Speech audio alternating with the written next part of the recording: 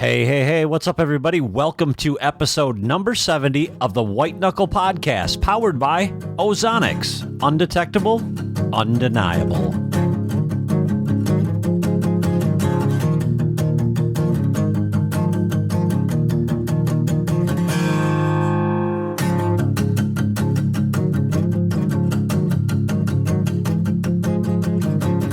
Hey everybody, thanks for tuning back into the White Knuckle podcast, episode number 70. We are picking up this week where we left off last week in our series on public land hunting. This is episode number 5 of 6. We'll have our 6th one and final one next week.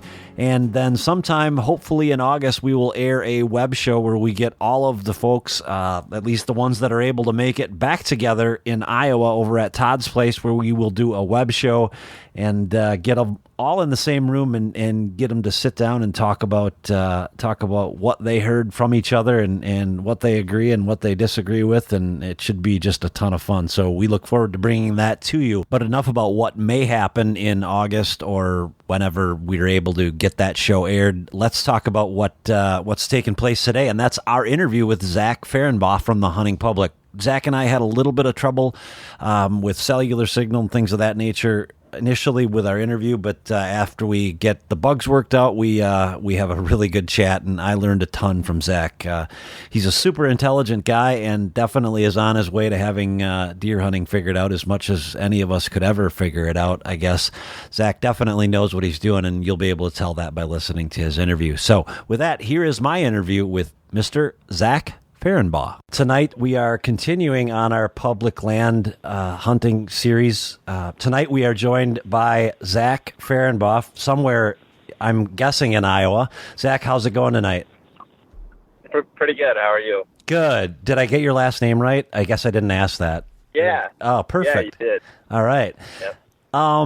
I guess the first question that I have for you is a little bit off topic. How did you get involved in the hunting public, and what do you see your role as there? Got involved with the hunting public. We all were just recently, left our jobs, and then we were trying to decide what to do. All of us, and Aaron and Greg and I decided to start the hunting public. And I guess the role in all of it is kind of everything. We all kind of do a little bit of everything. And, we film, edit, we hunt. We kind of all do a little bit of everything. So as far as role goes, pretty much the same role as we all have, I guess. Yeah, in watching you guys and the show, it seems like it pretty much seems like a team sport. For you guys, it seems like sometimes you'll attack the timber that way, and whether it's turkeys or deer or whatever the case, it seems like you guys do a good job of playing well in the sandbox together, so to speak. Yeah, that's pretty much the way it is. We like to hunt together and hunt as a team, and we really enjoy that aspect of it. So we're getting together tonight to talk about public land hunting, which is, what you pretty much specialize in now there in Iowa, correct? Yep. And are you typically a public land hunter, or growing up, did you hunt public land, or how does that story go? Yeah, when I was younger, I always had some permission. And my grandpa had a small farm. It was 2 80-acre blocks, and I hunted that. But I always hunted public land growing up. Hunted public land for turkeys pretty much exclusively since I was 12. We just lost permission on a couple places that had turkeys, and we kind of just resorted to hunting public land. And I fell in love with it, hunting turkeys first, and then over time through college and especially once I moved to Iowa, it just kind of became my interest in deer hunting as well. Yeah, it's interesting that it's become really a big deal just recently. All the people that hunt public land. Do you think that's a result of just the tools that we have available to us, or is it that people are up for a different challenge? I think it's kind of a combination of a lot of things. I mean, I think obviously the ability to find public land these days is a lot easier with things like, maps and the mobile maps and stuff like that. Like we have Ozonics, so I can be anywhere in the country and just pull up the state I'm in and I can see public land within, minutes.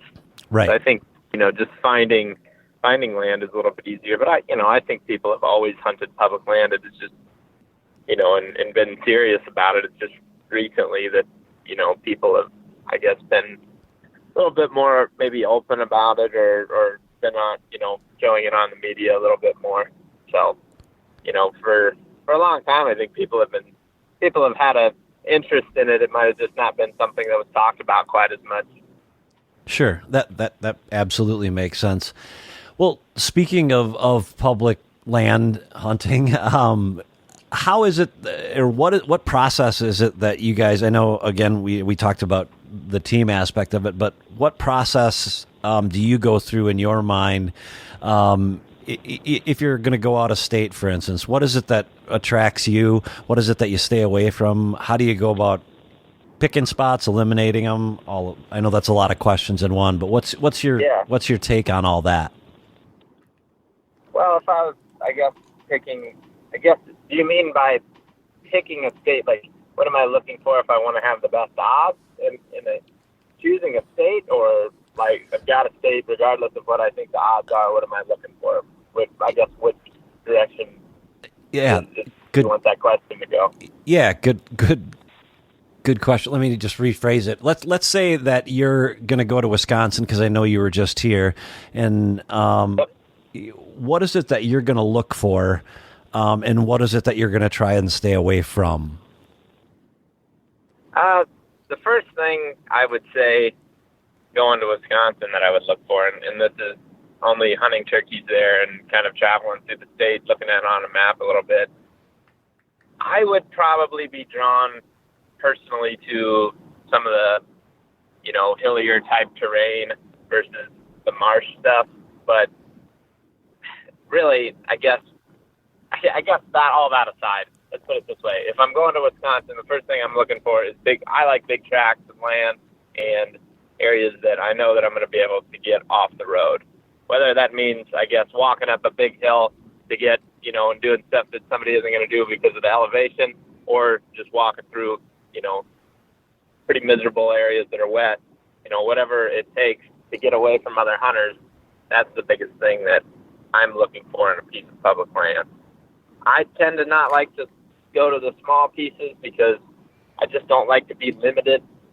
And if there's any pressure in an area that is small, I think that can hurt your chances pretty quick. So if it's a small piece, I generally avoid it unless there's a whole bunch of small pieces that I think look really good. But, generally I'm drawn to a bigger tract of land that has some factor that makes it harder to access, where, not there's a lot of land with little access.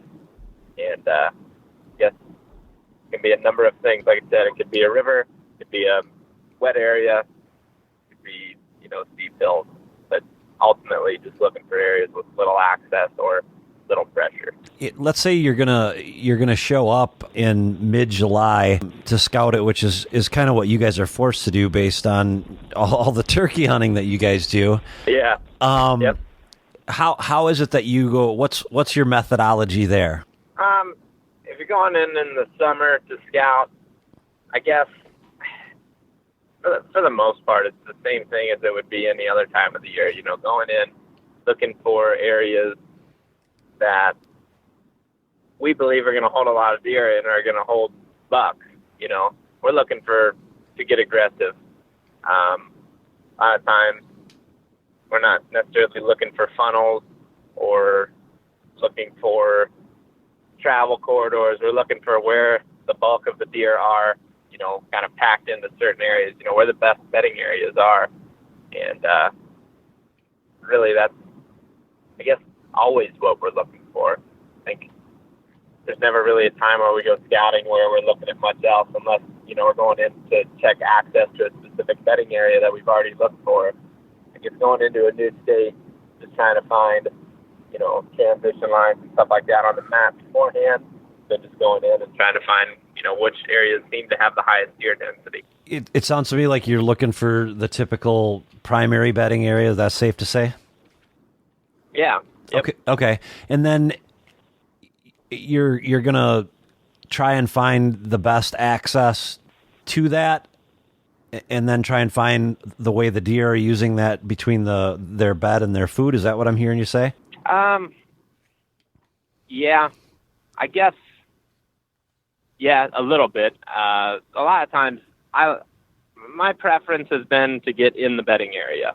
Just be right in it. Be as close as possible to where I think the deer is comfortable in his little bubble.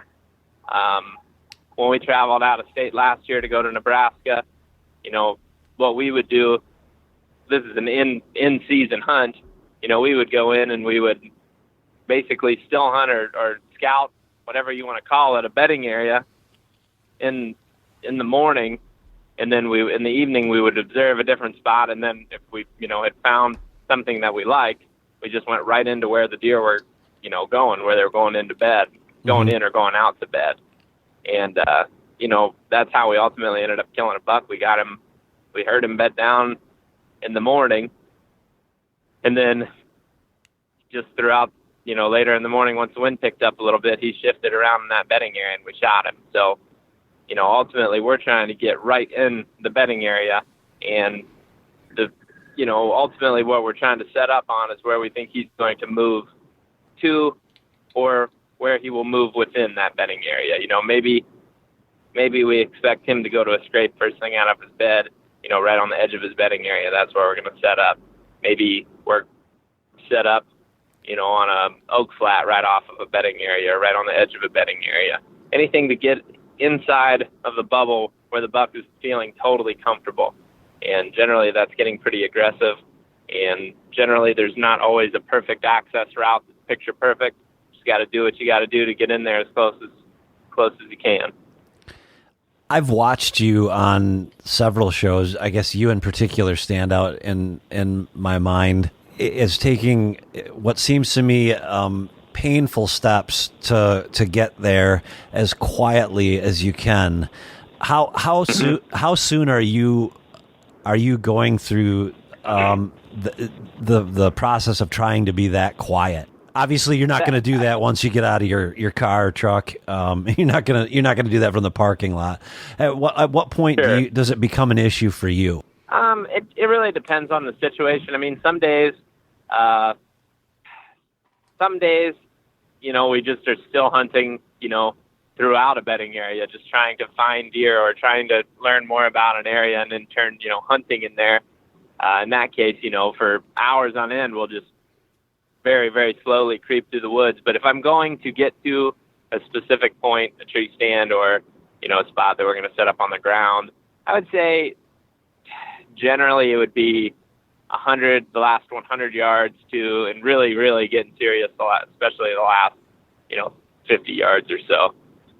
First half of a walk always is, I would say generally is moving very quickly, unless we think that, the piece of public land isn't very pressured and that there's potentially deer close to the access, and we may not be going very far. But I would say in general, for a average walk into the woods to get to a setup, most of the walk is going to be moving pretty fast, and then that last 100 yards, especially the last 50, really slowing down. How important is that in relationship to your confidence and all those other things? In other words, does that rank right up there with knowing how to read your sign and having good woodsmanship and all that stuff? Yeah. I mean, going in like that, I think, we all plan on getting ourselves into situations where if we're not that quiet, you might as well not even go, because you're just blowing all the deer out anyway. We're trying to get within a bedding area. If you don't take getting in quiet, serious enough, then I don't know. I guess in my opinion, then you're not doing any good getting that aggressive. The reason that the aggressive sits work, I think, is just because of the patience that it takes to get in most of the time. So I rank it up there pretty dang high. I would say it's definitely one of the most important things going into a hunt. I watched you last year on a couple shows, and last year was the first year that I hunted public ever in my life after hunting on the same property for forever. And I watched you, and I'm like, oh great, I'm never going to see a deer, because you're like ninja, and I'm thinking he can't be doing that the whole way. So I had to ask, just for my own selfish curiosity. But let's go back to one of the statements that you made earlier. You're hunting this buck in his bed. How is it that you're so confident that a buck's there, or is it that you've seen him, jumped him, have trail cameras of him? How do you get to that point? I think the beauty of it is that it's always the risk, right? That you're always risking that, he may not be there. When we're scouting these areas, we pick our favorite areas hoping and halfway knowing that, based off the sign, that a buck bed's there sometimes. It doesn't mean that, I guess, he's there every single day and it's the biggest, baddest buck in the woods. Sometimes it's going to be a young buck. Sometimes it's going to be a doe. Sometimes you don't know necessarily the best bedding area in the piece of property. I guess one of the things that's intrigued me about hunting public land, and it sounds like you guys pretty much, I'm not going to say you do it beast style or whatever they call it, but it's similar to that, right? Yeah. So what gets a bedding area on your radar? That's a tough question. I think that varies a lot. I mean, a lot of times it's just getting, finding where there's a high, I would say a lot of times finding where there's a high deer density, and then finding lots of in an area where there's not a lot of people. So it's not necessarily a one size fits all, and it's different based on the location and deer density and so on and so forth, right? Yeah, it's definitely gonna situation. I mean, some bedding areas are, or some I guess beds that we would hunt are just one specific bed, in open timber, where another bedding area may be a cedar thicket in Iowa or Nebraska or something where, there's a whole bunch of deer bedded and the buck has just kind of got his own little spot in there. It's kind of hard to say what exactly makes it. The biggest thing I would say is just knowing that, or reading sign and being able to tell that, a mature buck is in that area and he beds there sometimes. And a lot of times that's looking at just buck sign in general. I think, with a higher number of rubs, big rubs, tall rubs, and, lots of scrapes, big tracks, stuff like that, it's just pointing in the right direction that, there is a mature buck in here. And if there's a big bed and rubs around it, generally that's saying that.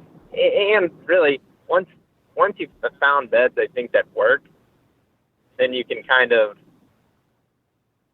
see the things that, make it a good bedding area or make it a good bed, and then see why the buck used it, and then you can just kind of take that other places.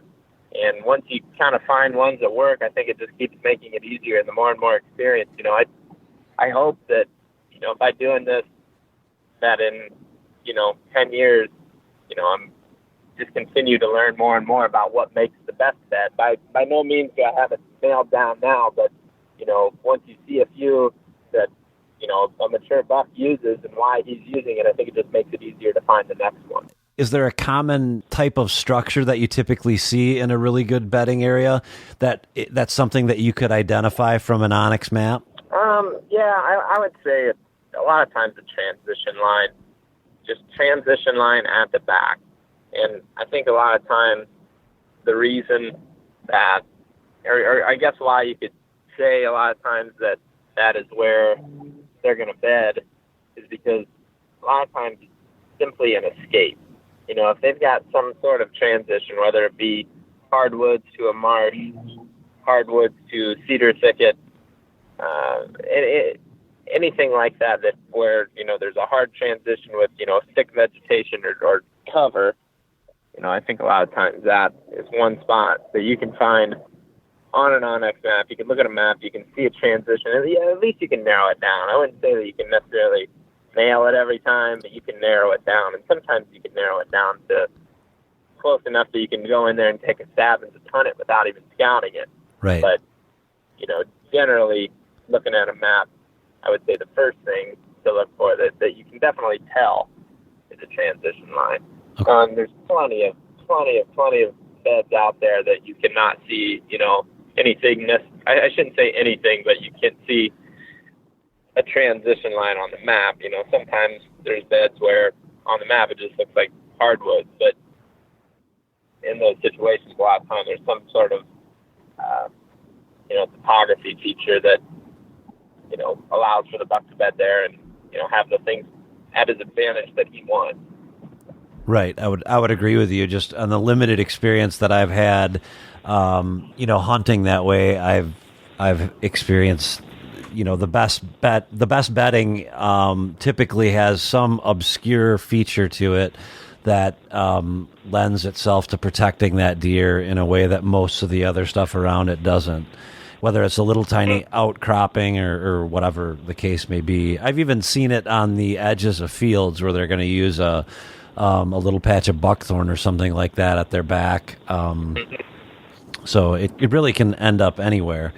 When you're looking at an area like that from 50,000 feet above, do you, if you were going to go in and hunt that, do you try and get in that close on the first sit if you're going in sort of blind, or is it more that you're going to try and find an observation point that first time out?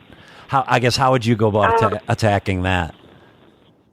I don't know. It kind of depends. Depends on how much confidence I have in the spot. If I think that there's a lot of mature bucks in there, I think it's a place that I'm going to hunt in the future, then I'll probably do an observation sit. If not, may just get super aggressive and get in there and hunt. If it works out and you get one, great. And if not, then, maybe you were in the game and didn't mess up too much. The buck that I killed in Nebraska, we literally pushed the bedding area out to do a wind bump, and I was trying to let my scent drift through a bedding area. We pushed the deer out of the bedding area. A couple days later, the same buck that I pushed out of it, trying to push to Jake and Brody, came right back into the bedding area. So, sometimes we're extremely aggressive. Sometimes we do observation sits. It just really depends on the nature of the hunt. I guess having the confidence to either not go in or go in before we got cut off there. And you said it sounds like it's kind of dependent on how much confidence you have. Is that what you were saying? Yeah, I guess it depends on confidence and it depends on time. If you're going on a 7-day hunt out of state and it's day 3 and you got no leads, you might think about getting aggressive versus sitting back. I tend to be aggressive. I don't know that always is the right move, but I think one of the things that bothers me is too much sitting back, too much waiting, because I think that observation sits are great, and I definitely think they work, and I think there's definitely times in the season when they work, but to a certain degree, you get too far into the season, and I think that especially as you get into November, you may see a buck in one spot, but that doesn't mean he's going to be there the next day. We were talking about your, I think it was your confidence in an area, and your confidence in an area certainly is going to, I guess, just help you determine how aggressive you're going to get.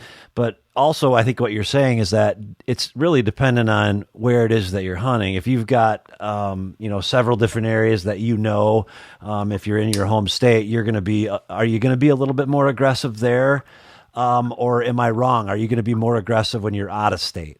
And in somewhere where you don't have unlimited time, not that you have unlimited time in Iowa or whatever the case may be, but generally speaking, I'm going to be a little, probably just a touch too aggressive, always. Observation sits tend to make me, I guess in general, I mean, just generally speaking, I have a hard time like pulling the trigger on deciding to observe something unless I really think that it's going to help me get in exactly the right spot. I think a lot of times if I feel confident in exactly the right spot, I'm going to just go for it and not wait, especially if the right conditions are there. Reason being is I think sometimes if you do an observation sit with, and you're basing that off of conditions, maybe you're hunting a bedding area that you think sets up well for the deer to bed there on a west wind, but you go and you sit it, and then the next 3 days there's no west wind. You go, you sit it, and you see a mature buck, and there's no west wind, then I feel like you kind of have tossed away a hunt where, if you just went for it, especially if you know what you're going to observe. Does that make sense? Absolutely. If I don't know what I'm going to observe, then that's when I would choose to do it. If I have confidence that there's a deer there, or that's the best spot, or, I'm going to hunt from that bedding area. If that's no good, I'm going to move on to the next one within that piece of property. I guess that's when I'm going to be aggressive. I think it's safe to say that the majority of people that are going to be listening to this are going to be listening to it because they're not 100% sure of what it is that they exactly should be looking for or shouldn't be looking for. So that's kind of why I went down the road of do you do an observation sit or do you just go in and, and just, full, the pedal to the floor and you give it all you got. And it sounds to me like probably if you didn't know what it was or didn't have the confidence in knowing what it was that you're looking at. And there's nothing wrong with that. There's a lot of us that don't, I don't have that confidence. I think are you saying you're probably better off to do an observation sit?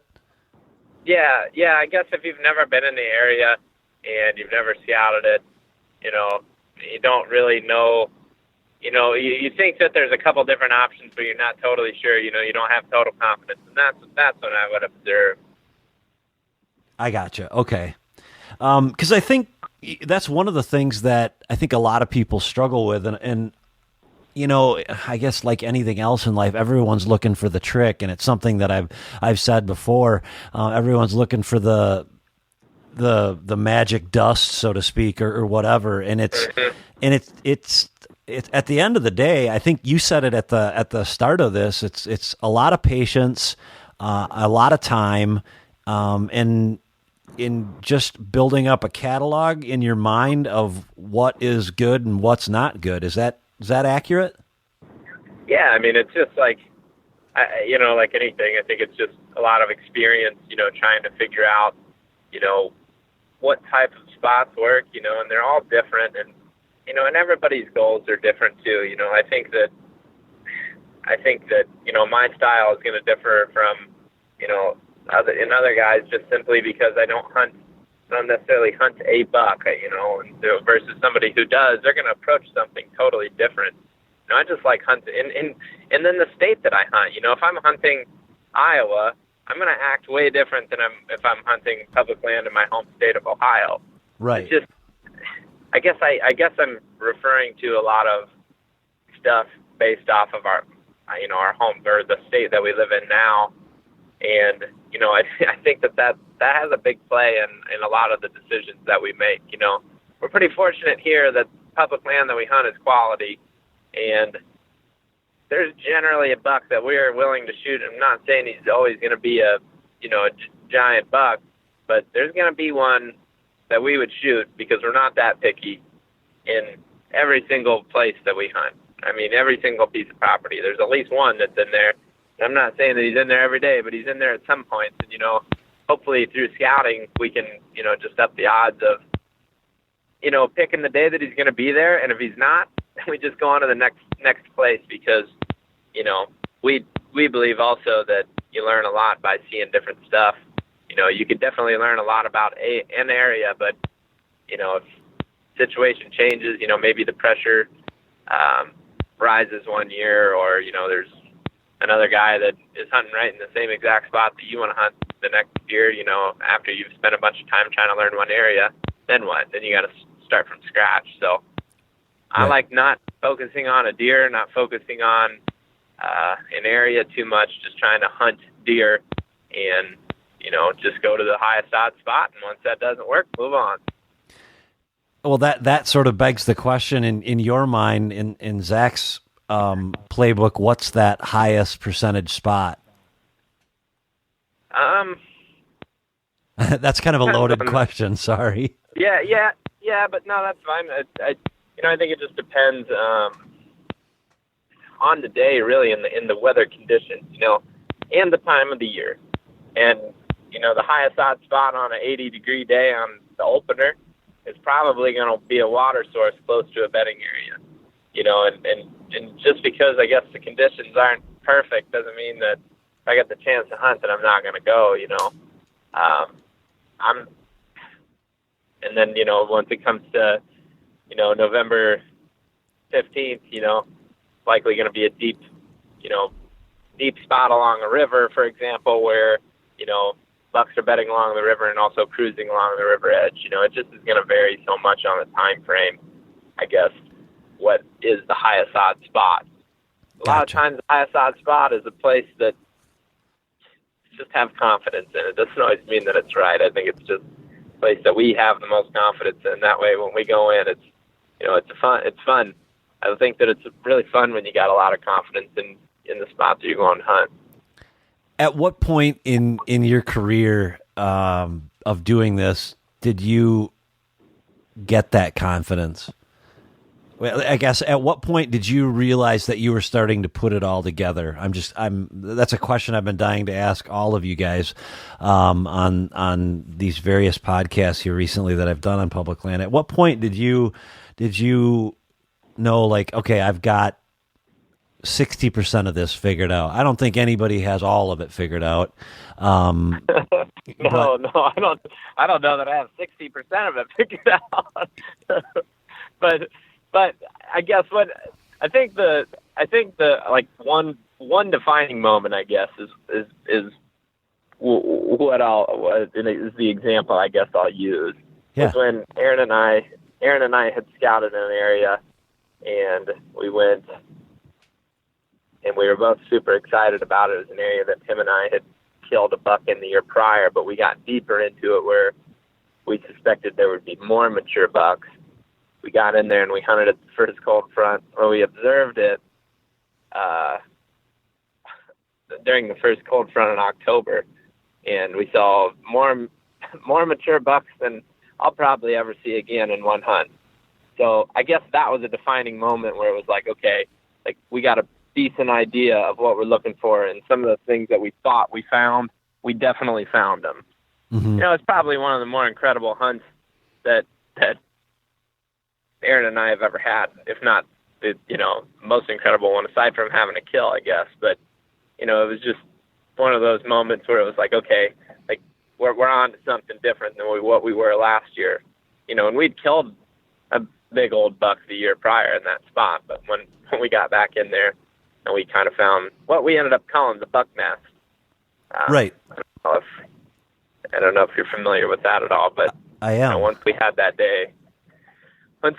hunt, that made us feel like, okay, we've got at least this, this spot, and figured out to where the deer are going to be. We still never have killed the deer back in that spot, but, it just showed us that, hey, we've got the right idea of what we're looking for in a bedding area.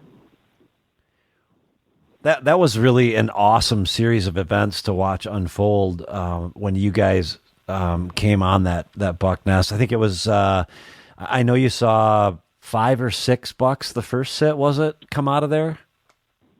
Yeah, I at least 5 or 6 bucks. I think there was for sure 4 bucks that we would have shot, no doubt.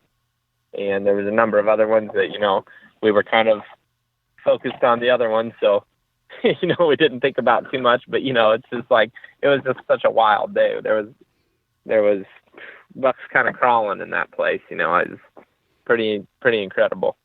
Yeah, it definitely looked It definitely looked like it was pretty incredible. What led what led you there? Did you simply stumble upon it, or was there Now, a series of events? that was a process of just a year scouting and hunting back in there, and we had some friends that had hunted back in there a couple years prior. Just a number of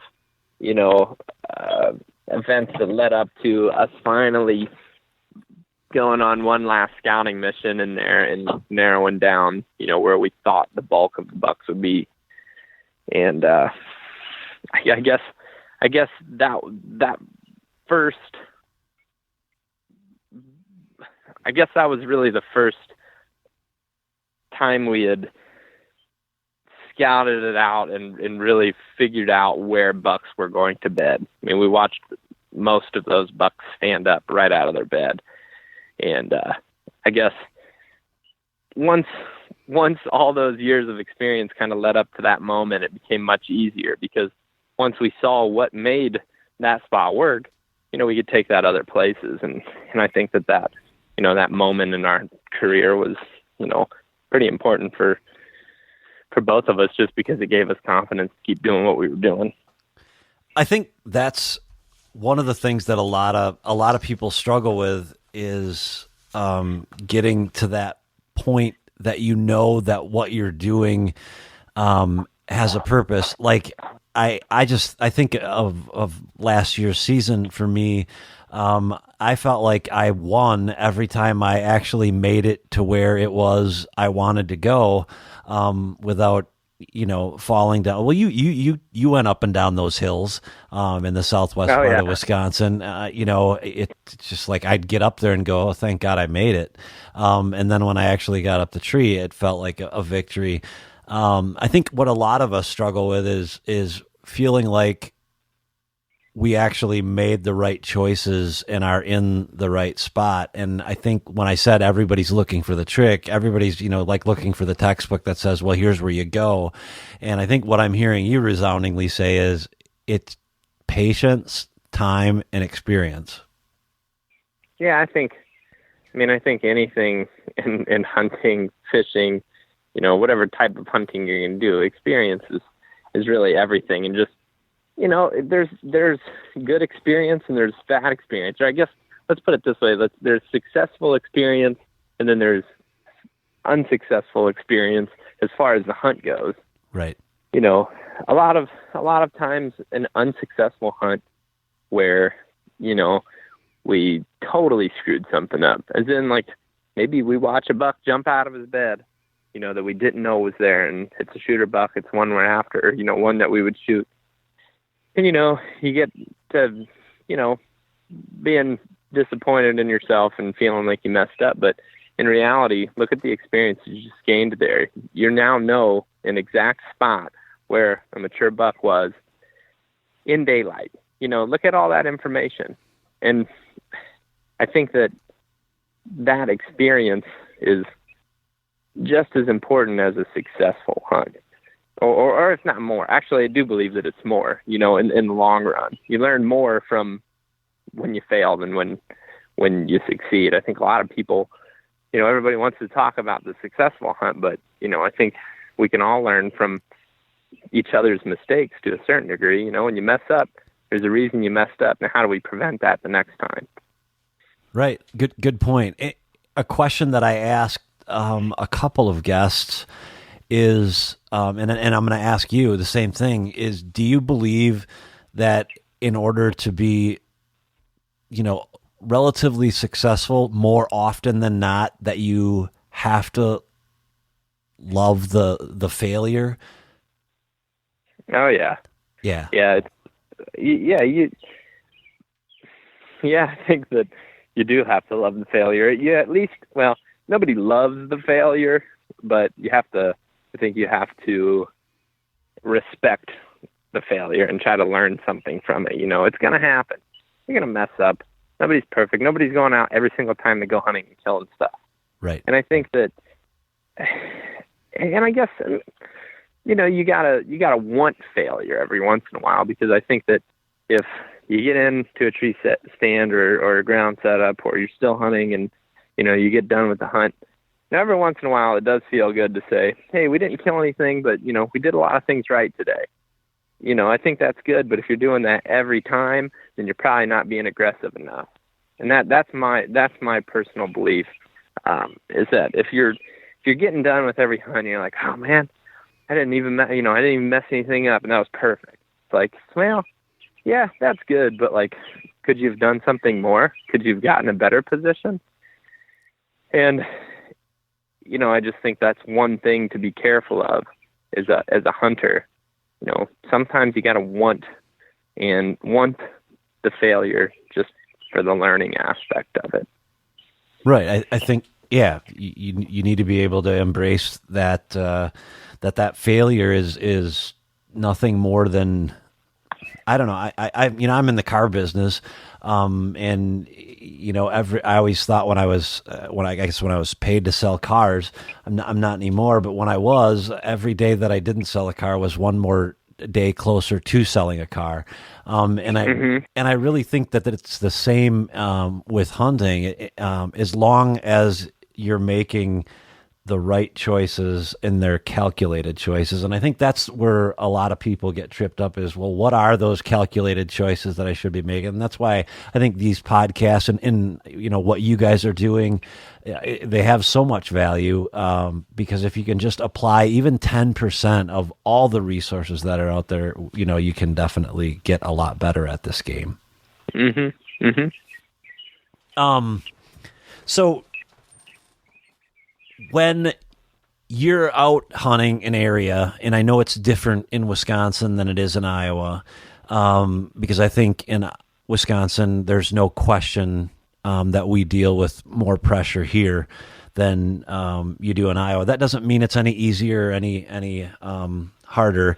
It's just it's different. But how much do you let other hunters dictate your hunt? I would say almost entirely let them dictate the hunt to a certain degree, because every decision that we make is partially based off of other hunters. Where have the hunters, pressured areas to push deer into? What are areas that they've pressured?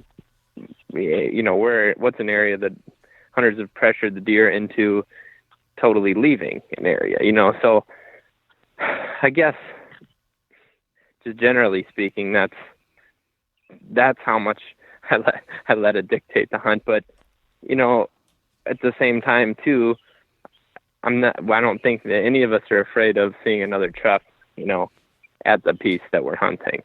I wouldn't say that we totally, leave or disregard an area for good.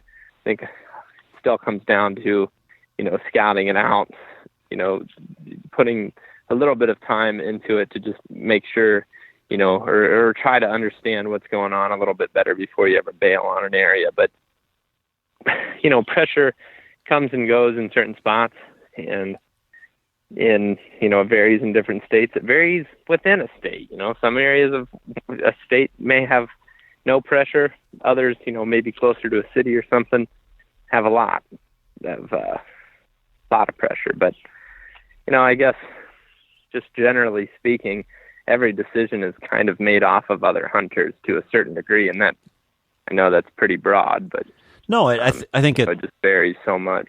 Yeah, I think it makes complete sense. It's also it's also dependent on the time of year. When I talked with Aaron, we got to talking about just the different times of year, and certainly when that calendar flips to November, watch out, because right. If you're bothered by trucks in the parking lot, you might just as well stay in bed. Right. And that's, I guess, when it's getting full like that, is that when you start to go deep, so to speak? Yeah, definitely. And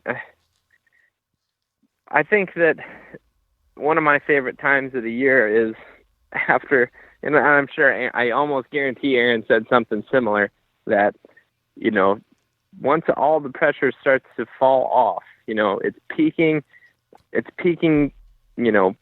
end of the first week in November, and then quickly tailing off, after November 12th or so. So right once that starts to taper off, that's when we really start getting serious and going to our best spots. Reason being is a lot of that pressure ends up working in our favor. Some of these places that we know are proven, we know nobody's going back to. There's some spots that kind of vary every year, but there's some spots that, even if another guy's doing it, getting back in there, we don't feel like it's going to make all the deer leave those areas. That are deep in there. Nobody's going to. They're kind of a pain to get to. That's and also where all the hunters have driven the deer back into a safe pocket. Mm-hmm. And I think everybody kind of has a little bit of home field advantage there in their local, piece of public land or the area that they hunt. If you can find an area where, year after year, hunters kind of push deer into these little safe zones, and you're willing to get back into them, a lot of times you're going to be there most seasons. It's going to take a lot of changing, a lot of factors changing to make, the best spots change. Would you say that that's, I can distinctly remember you guys hunting with a muzzleloader late in the season, and you were overlooking that marsh. I think it was a marsh, and the deer were heavily feeding in whatever was in the marsh, and maybe it wasn't a marsh, maybe it was just a field. It was actually a river system, and a wet river system. It just kind of had some marshy habitat around the river. Okay. And actually where those deer were feeding was on a patch of what's called duck potato. Yeah. And it was growing in a small drainage, like where, some drainages from the secondary ridges fell down and kind of had a small creek channel. Right where that creek channel had dried up, there was that duck potato growing in there, and that's where those deer were feeding. Okay. Were those deer back there as a result of pressure, or did that help contribute to the density of the deer at least? I think that yes, a little yes, and a little bit of. I've never quite seen anything like that duck potato stuff that was quite an attractant like that. The reason that Brody and I ultimately decided to go there, when we kind of found out that all those deer were feeding back there, was that, I had hoped that nobody was hunting down in there during the gun season, just because, it really wasn't your traditional setup. You weren't going in there and hunting in a tree stand. You were basically going to overlook a grass field, and, it's just kind of an off the wall spot. There's not a lot of parking right there. And I knew people hunted further to the west, a fair amount. And I just figured that, with that pressure, because when we were hunting back there the first time, like when Brody and I first started going back in there had already been, a couple days of gun pressure. So they had pushed, we'd assumed that some of that was, deer were going to run down into those river bottoms, and we were just going to keep popping around those river bottoms where we didn't assume a lot of people were going to be, until we found the deer, found the bucks. And we got pretty fortunate that, I think it was the first night that we had hunted together, we found all those deer back in there. And then on top of the fact, I think that duck potato is just incredible. I mean, I've never really seen deer flock to something quite like that. Yeah, it was pretty incredible to watch. I can remember they would, come from a long distance too across. Yeah, well, this is a crazy side note about the long distance thing. So we'd actually our friend Sean and I had actually hunted a bedding area to the northwest. I guess it would have been a couple 2 or 3 weeks before the gun season. And when we were back there, we ran into this buck that I just remember distinctly, what the characteristics of him were. When we were back in there shed hunting in that area where we killed the bucks during the late season, we were back in there shed hunting, found that buck's sheds in that duck potato area, in the bedding area close to where the duck potato was. And that was like 3.5 miles as the crow flies from where we saw him during the bow season. So it was obviously a serious draw. Those deer were coming from all over the place, and not just running from, a couple hundred yards across the field, which they were doing. They were coming from miles away, apparently, because that was a deer that we never saw in there during the season even. But then, at some point he made it over there and called that home for at least a while. Wow. And what's crazy is we know that he spent his whole rest of the fall 3.5 miles to the northwest. So pretty incredible that it had that much of a draw to those deer. Yeah, that's well, if you could duplicate that again, I'm sure you'll be hunting there. Yeah. Hopefully not too many people recognized where it was. Isn't it? I don't know if it'll last forever. No, I think it's safe to say it won't. Isn't it funny how when you become a public land hunter, like you suddenly think that everyone is watching what you're doing? Yeah. Well, that's funny too, because I always think like I spend a lot of time on maps and I feel and kind of know that I've gotten pretty good at just like recognizing a spot on a video, and I always just think, man, like if somebody's watching this and they really want to just look at a map and try to compare what they're looking at on a map to what they're seeing in the pans and the camera, then I'd assume somebody can figure it out. Probably figure it out pretty easily, but I shouldn't give any more information on how I think to go about doing that.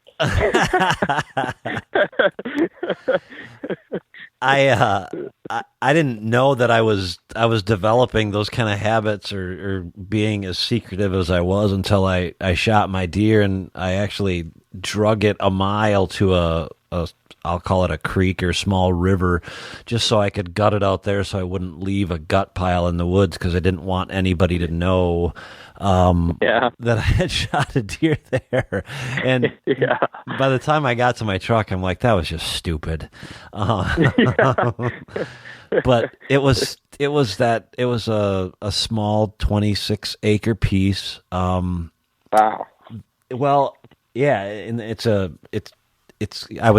I don't remember who I told the story to, but I was really frustrated. It was November 3rd, and it was, again, my first time hunting public in November. I hadn't hunted November at all yet. That was the first day off that I had.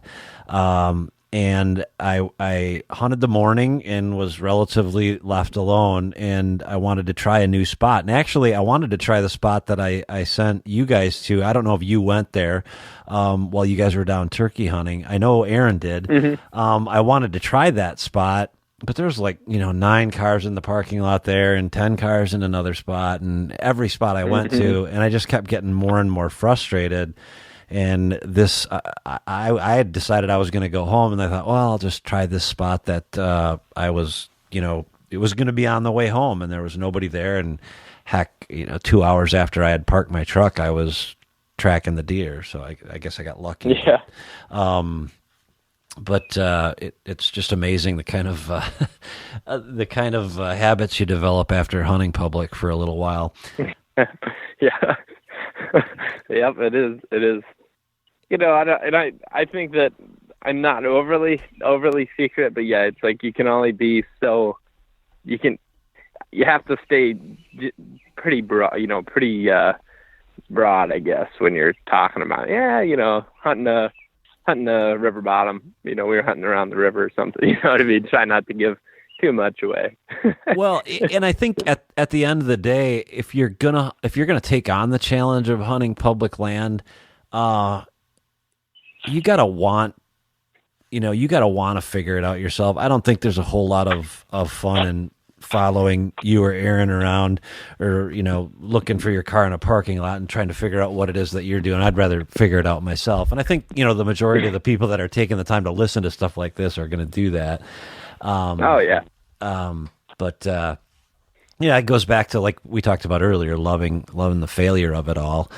Another question that I wanted to ask you is, how much do you rely on trail cameras? Try as little as possible.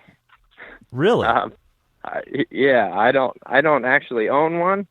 I don't think in my whole life I've ever bought one. I'll use Aaron and Greg's information that they get, but I try not to get attached to trail cameras or use them, because I think they're beneficial in a lot of settings, and in a lot of situations. I definitely don't have anything against them.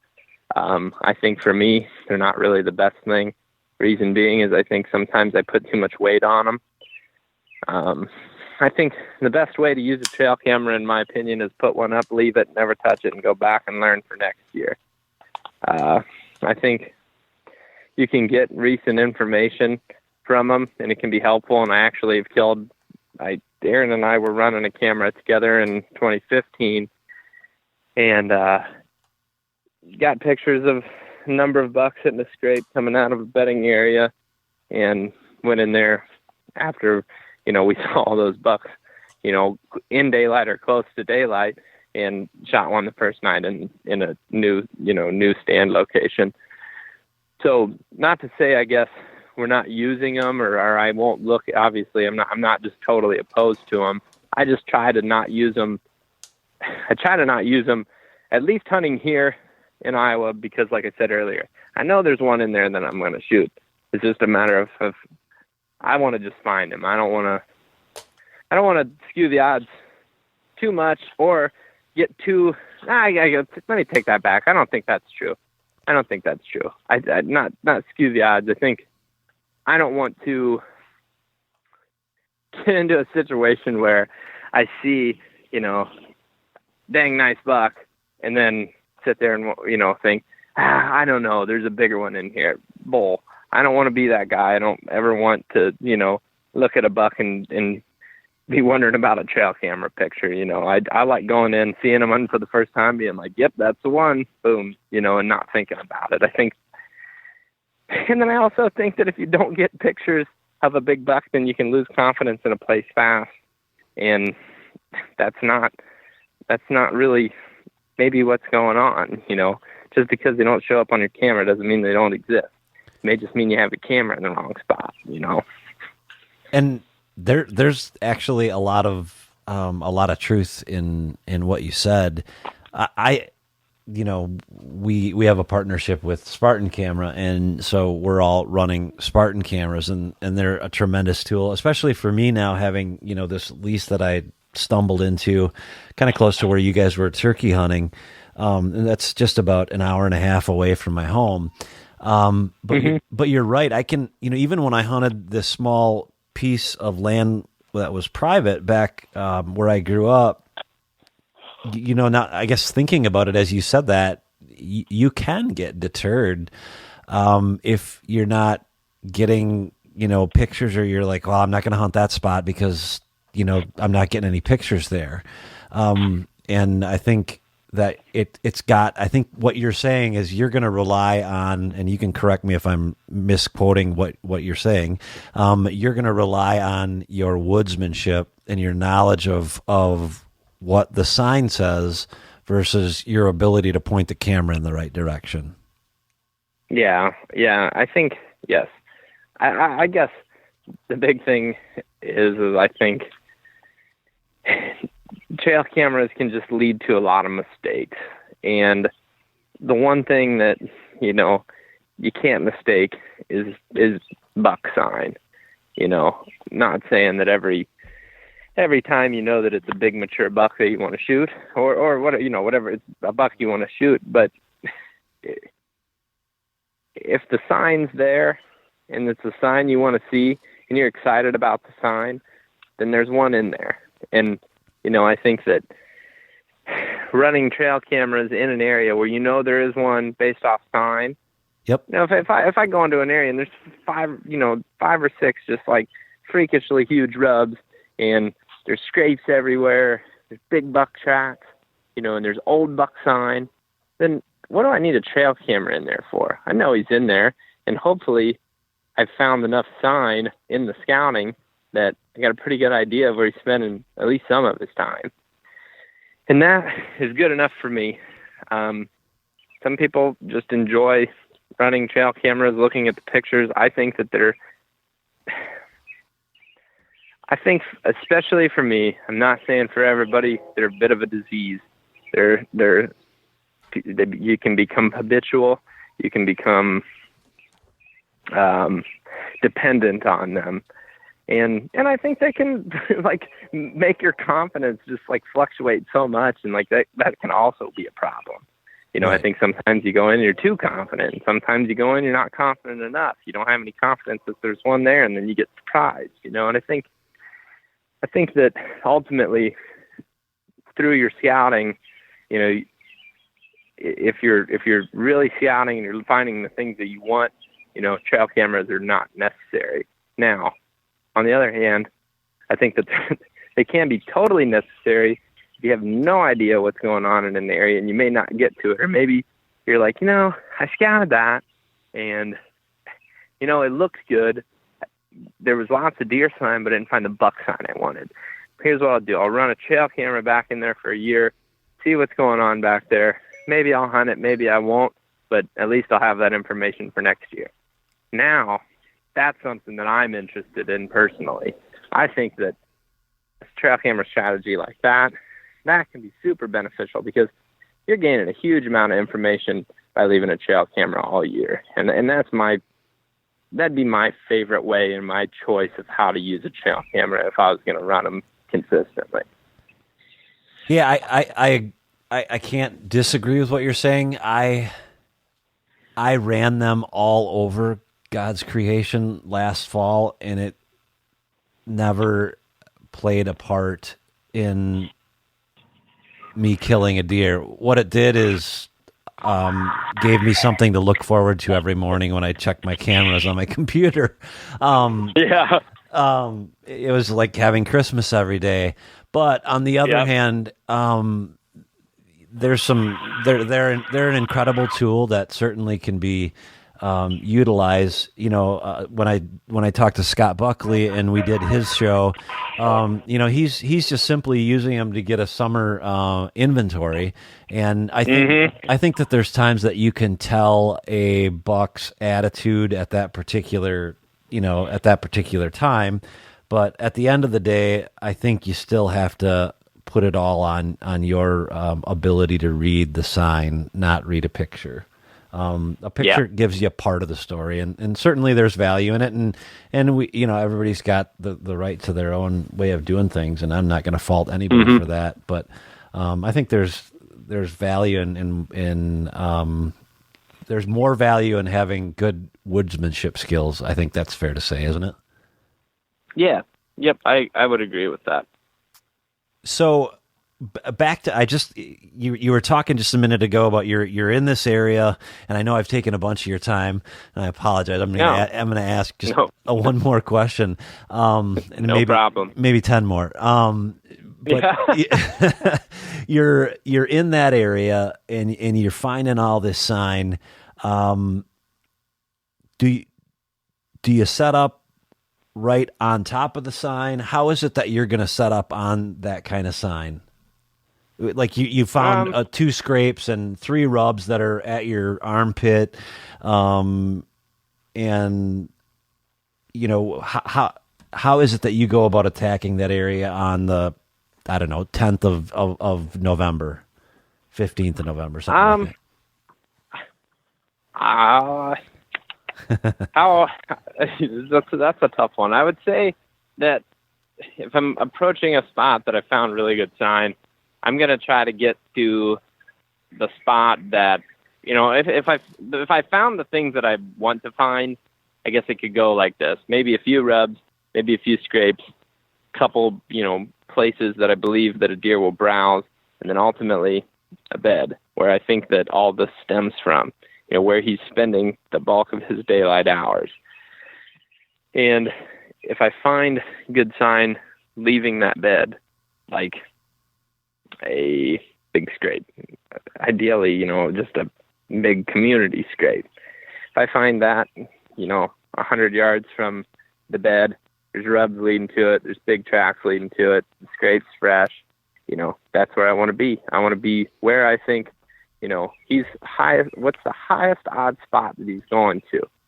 That may change. Maybe I go in and I scout an area or still hunt an area, and find, an area that is just being browsed like crazy. And it's the first thing out of just, a thicket. It's like you generalize that bedding area. Mm-hmm. Maybe the first time you go in, you sit back a little bit. Maybe the next time you go in, you still hunt through the bedding area to just try to learn more about it. I guess ultimately it's just really hard to put a setup, how to choose the setup into words, just because every situation is just so different, in every situation. I think what I hear you saying is that you're going to, again, key in on, I guess you're going to try and find out where he beds. If you're finding that much sign, you want to know where he's coming from. Is that correct? Yeah, I think knowing where the deer is, I always tell people, it's like, if you were to ask a non-hunter, where should I go hunting today? Should I go, and this is referring to just a generalized food source, and I'm not saying there's anything wrong with doing this. It just, for public land hunting, doesn't work very often. It's like, should I go to a food source, and what I'd say to a non-hunter is an area where I think the deer might be, or should I go to a place where the deer are, a bedding area? And a non-hunter would, well, go where they are. Why would you not go where the deer, why would you go where they might be versus where they are? And where they are during daylight is an area where they feel comfortable, a bedding area. And a lot of times on public land, they're not making it to your, to your corn food plot, or your standing bean food plot. They're gonna stage up on something. They're gonna stay back in the cover. They're gonna be feeding, but they're not gonna be walking right out into the wide open like they do, on, different properties. So it all kind of stems back to where the deer is during the daylight. And, I'm always going to say that's dang close to his bedding area. Right. No, I would agree with you. There's also a lot to be said, and I think you guys talk about it often on the Hunting Public. You're not hunting a bunch of deer, you're hunting a deer. Maybe not a specific deer, but a specific kind of deer. Yep, exactly. It doesn't matter, whether it's 150 or 160. It's not to say that you've got one particular deer singled out, but you're hunting a particular, maybe a particular class of deer would be a good way of saying it. Sure. Well, cool. Well, hey, like I said, I've taken a bunch of your time, and I appreciate you taking the time to talk with us, and we will absolutely put a link to your show in our show notes, and we love what you're doing. Anything new and exciting coming up this year for the Hunting Public that you want to tell us about, or that you can tell us about? Well, I'm excited to do a little bit of fishing after doing a lot of turkey hunting, so that's something I'm excited about. Planning on taking my kayak around, hopefully a couple different states, and doing some fishing videos, and just enjoying the summer a little bit. Sometimes it's nice to have a little bit of change of pace. I'll be honest, I'm a little depressed about turkey season being over, but excited about fishing, excited to start doing a little bit of deer scouting again, and really, we're just going to be cranking out as much as possible with that, and that's always exciting. We're excited about what we're doing, and we're I guess really happy and feel pretty fortunate to be doing what we're doing. Well, we feel equally as fortunate to be able to bring these shows to you guys and gals, and we certainly thank Zach for taking time out of his schedule to talk with us about public land hunting. And next week we're going to have Curtis Zabel from Behind the Bow. We hope you can tune in for that show, and we hope you enjoyed this show as much as we enjoyed putting it on for you. And again, stay tuned for that show, which will be a web show coming up hopefully in August, maybe as late as early September. As things go along here, we'll let you know how things are looking. With that, I'll start to close out the show for today. We want to thank our title sponsor, Ozonics, for their partnership with us in this endeavor. We couldn't do it without them. And if you haven't noticed or haven't heard me say it or haven't read it on the internet or wherever, Ozonics is now manufacture, ship direct. And what that means is they're allowed to do things that they weren't allowed to do when they had agreements with other retailers. So one of those things is letting us give you guys a special deal. So our special deal this month is going to be found at www.ozonixhunting.com/WKP. Again, www.ozonixhunting.com/WKP to find out the deal of the month for you, our loyal listeners. And lastly, before I let you go, have a safe 4th of July week here. And also, if you haven't done so already, we need your reviews on iTunes, Stitcher, Google Play, iHeartRadio, wherever it is you listen to us. Please give us a review. If you can give us 5 stars or whatever the top mark is, that would be great. If you can't, let us know and we'll try and make it so that you can. That's all for this week. Jason out.